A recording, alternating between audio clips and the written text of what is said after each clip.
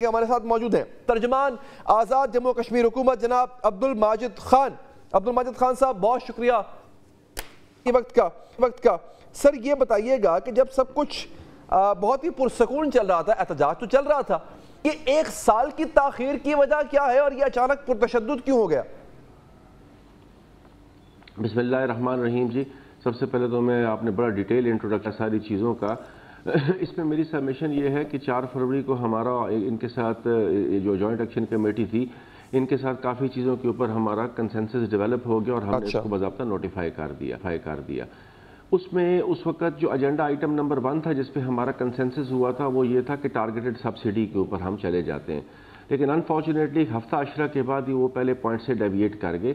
باقی کچھ پوائنٹس ایسے تھے جس میں لیجسلیشن شامل تھی، جس میں اسٹوڈنٹ یونین کی بحالی تھی، پراپرٹی ٹیکس کے حوالے سے تھا، کچھ اور ایسے آئٹم تھے جس کا کہ بینک آف ایجے کو شیڈولنگ کی طرف لے کے جانا اور پھر احتساب بیورو کا قیام. گورنمنٹ آف آزاد کشمیر نے اپنی کافی چیزوں کے اوپر عمل درآمد کر دیا. ہم نے ایک انڈیپینڈنٹ اکاؤنٹیبلٹی بیورو بنا دیا. بینک آف ایجے کو اسکیجولنگ کی طرف ہم لے کے جا رہے ہیں، لیکن اس کے لیے ابھی 2 میجر ریکوائرمنٹس تھی، ایک کور بینکنگ اور ایک اس کی ایکویٹی کو گورنمنٹ نے میٹ کر دیا. کور بینکنگ کا ہمارا کیونکہ آنریبل ہائی کورٹ میں ایک میٹر سب جوڈس ہے جس پہ میرا خیال بات کرنا بھی مناسب نہیں ہے. ٹھیک ہے. تیسری گزارش میری یہ ہے کہ جو میجر مطالبات ہیں ہم ان پہ آ جاتے ہیں. اگر ہم اپنے کانسٹیٹیوشن انٹرم کانسٹیٹیوشن 74 کو دیکھیں تو اس کے شیڈیول اے میں بجلی بھی فیڈرل سبجیکٹ ہے اور آٹا بھی فیڈرل سبجیکٹ ہے. میری سبمیشن یہ تھی کہ جس وقت ان کے ساتھ ہمارے مذاکرات جو طویل مذاکرات ہوئے، جب ہم نے اس کو کنکلوڈ کیا تو آپ کو بھی اندازہ تھا کہ پاکستان جنرل الیکشن کی طرف چلا گیا اور پھر ایک کیئر ٹیکر گورنمنٹ آئی جس کے ساتھ ہم نے ان معاملات کو ری ٹیک اپ کیا. اس وقت پھر ایک ڈیفنس منسٹر صاحب کی سربراہی میں کاکڑ صاحب نے کمیٹی بنائی.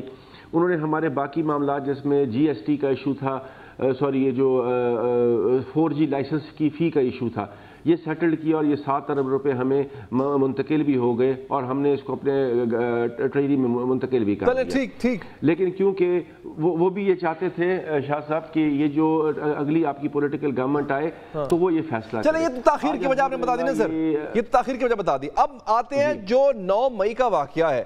سر یہ بتائیے گا کہ جب وزیراعظم صاحب نے ان کے مطالبات مان لیے تو پھر 9 مئی کو تشدد کیوں ہوا؟ مطلب 9 مئی کا جو دن تھا وہ پر تشدد کیوں ہوا؟ آپ کی طرف سے ہوا، ان کی طرف سے ہوا، یہ ہوا کیا تھا اچانک اس دن؟ ڈڈیال کی بات کر رہا ہوں. کچھ لوگوں کو میں آ رہا ہوں ڈڈیال کے اوپر، لیکن کچھ لوگوں کو پریمپٹیو اریسٹ کیا گیا تھا. 2 لوگوں کو پریمپٹیو اریسٹ کچھ بھی نہیں ہوتا، بعد میں چھوڑ دیا جاتا ہے، لیکن اس کو شاید انہوں نے ایک واویلا بنا کے وہاں پر تھوڑا سا چیزوں کو ایکسپیڈائٹ کر دیا، جس کی وجہ سے وہاں پر ٹیئر گیسنگ ہوئی اور پھر ایک پروپیگیشن کیا گیا کہ شاید 2 بچیاں شہید ہو گئی. اللہ کا شکر ہے کہ ایسی کوئی سول کیجویلٹی اس وقت رپورٹ نہیں ہوئی، وہ بچیاں بالکل ٹھیک حالت میں تھی.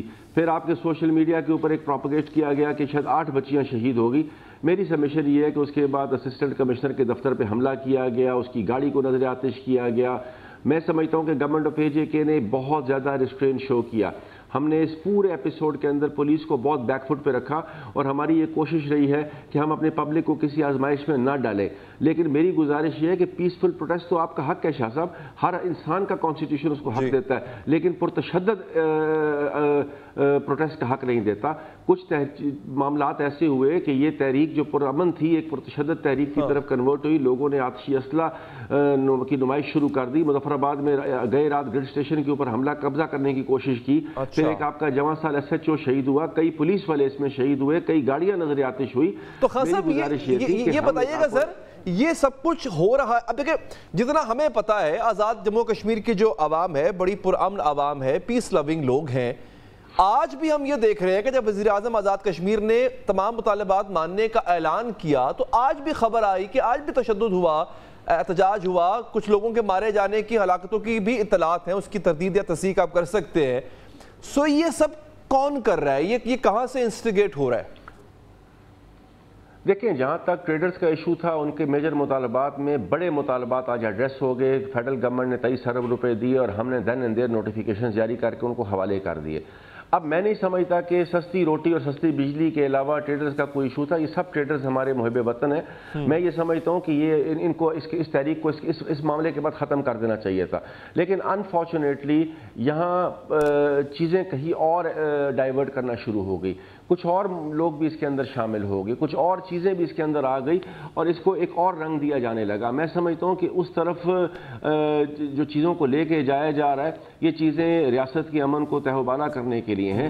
ہم اس وقت کسی کو آکسیجن فراہم کرنے کی پوزیشن میں نہیں ہے. یہ ایک بڑا پیسفل علاقہ ہے جہاں پر آپ کے فارنرز اس وقت کام کر رہے ہیں, آپ کے ہائیڈل پروجیکٹس پہ کام ہو رہا ہے, آپ کا ٹورزم ڈومیسٹک بہت زیادہ آزاد کشمیر کی طرف آ رہا ہے, آزاد کشمیر کے اندر ترقی ہو رہی ہے. تو شاید چند کچھ عوامل کو یہ چیز نہیں ایکسپٹ کی جا رہی ہے. لیکن یہ آپ کی بات ٹھیک ہے, کچھ لوگوں کو یہ چیز پسند نہیں ہوگی, لیکن پرابلم سر یہاں پہ یہی ہوئی کہ یہی مطالبات اگر پہلے مان لیے جاتے, آج نظر یہ آ رہا ہے کہ ریاست جو ہے وہ لیٹ گئی ان کے آگے. یعنی انہوں نے پولیس والوں کو بھی مارا, ریاستی ریٹ کو چیلنج کیا, قانون اپنے ہاتھ میں لیا, پھر ریاست نے ان کی ہر بات مان لی. تو سر اس میں جن لوگوں نے یہ کام کیا ان کے خلاف کیا کارروائی کریں گے آپ؟ دیکھیں ایسی بات نہیں ہے, ریاست کی اپنی ایک ریٹ ہوتی ہے. ریاست کوشش کرتی ہے کہ کوئی بروٹل فورس کا اپنے لوگوں پہ یوز نہ کیا جائے. آپ کو بھی پتہ ہے کہ ریاست کے ساتھ ٹکراؤ ممکن نہیں ہوتا, لیکن ریاست اگر ریسٹرین شو کرتی ہے تو اس کو ویکنس ریاست کی تصور نہیں کیا جا سکتا. ہاں, جن لوگوں نے قانون کو ہاتھ میں لیا ہے, ٹریڈرز کے بہت سے بیانات ہمارے سامنے آئے کہ یہ لوگ ہم میں سے نہیں ہیں. ہم پوری اس کے اوپر انکوائری کر رہے ہیں, ان کو کیفر کردار تک پہنچایا جائے گا. جنہوں نے بروٹیلٹی کی ہے, جنہوں نے ایک آتشی اسلحہ لے کے نمائش کی ہے, ہمارے ایک ایس ایچ او کو شہید کیا ہے, پولیس والوں کو زخمی کیا ہے, جو انہوں نے سرکاری املاک کو نقصان پہنچایا ہے, ڈیفینیٹلی ان لوگوں کے خلاف وقت کے اوپر قانونی کارروائی کی جائے گی. ایسا نہیں ہوگا کہ کسی کو ان اٹینڈڈ چھوڑ دیا جائے گا. آپ کارروائی کریں گے. پیسفل پروٹیسٹ کرتا ہے صاحب, وہ اس کا حق ہے. بالکل ٹھیک, کسی پیسفل پروٹیسٹ میں رکاوٹ نہیں ہے. بالکل ٹھیک, بالکل ٹھیک. بہت بہت شکریہ آپ کا جناب عبدالماجد خان صاحب, ترجمان آزاد جموں کشمیر. آپ نے ہمارے پروگرام کے لیے وقت نکالا. ناظرین آگے بڑھیں گے. ملک میں سیاسی اور معاشی استحکام کے لیے گرینڈ ڈائیلاگ ناگزیر ہو گئے اور ملک کی دو بڑی سیاسی جماعتوں نے بالغ نظری کا ثبوت دیا. کیا ہوا ہے, کس طرح سے حالات بہتر ہونے جا رہے ہیں, اس پر بات کریں گے وقفے کے بعد.